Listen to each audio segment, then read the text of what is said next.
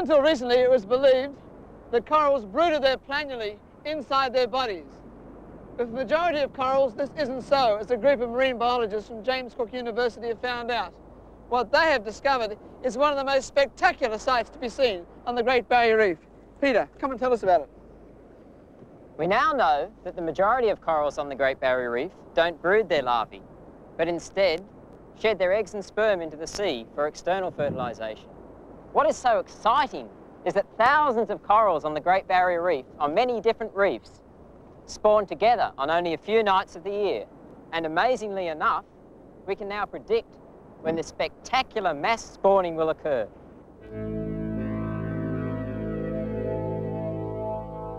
There are three main cycles that appear to synchronise the mass spawning. They are the setting of the sun on spawning night, the monthly lunar cycles, and the annual sea temperature pattern on the Great Barrier Reef.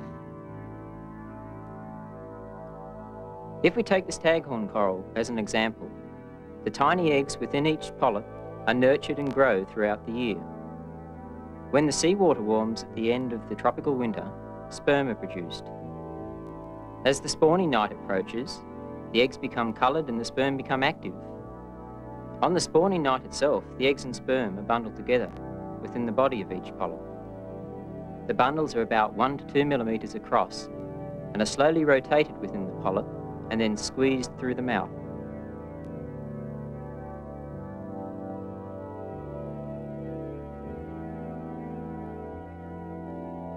Sometimes the bundle is held by a thin strand of mucus until it breaks free and floats to the surface.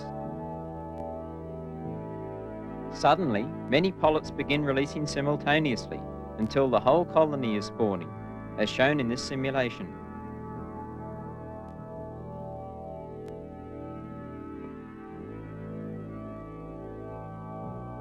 The egg and sperm bundles then float to the surface, where they break apart, spraying egg and sperm clouds throughout the water. Under a microscope, we can see sperm searching for an egg to fertilise. Once the egg is fertilised, it begins to divide in half, and this cell division process continues throughout the next day, until what scientists call a planula larvae is formed. This planula grows tiny hair-like cilia which beat together and allow the planula to move. At first, the planula is a round blob rotating on the sea surface, but over the next few days it becomes more active and is firstly a pear-shaped and finally an elongated form.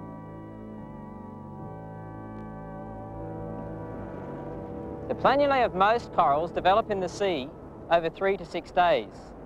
This means that they are likely to be swept off their parent reef and into the vast ocean currents, where they may be carried for weeks amongst the plankton.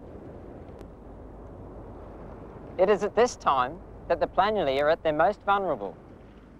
They have to face many hazards, from hungry planktonic predators to violent tropical rainstorms. On one occasion, we observed millions of eggs being destroyed when a particularly violent rainstorm coincided with the mass spawning on a reef near Townsville. Few planula that have been lucky enough to survive drift onto a new reef and head for shelter. The planulae start searching for a place to settle, and at this stage are at the mercy of predators such as fish, crabs, and other corals. Only a tiny proportion make it to this stage. Those that do then turn into a polyp by a process of metamorphosis.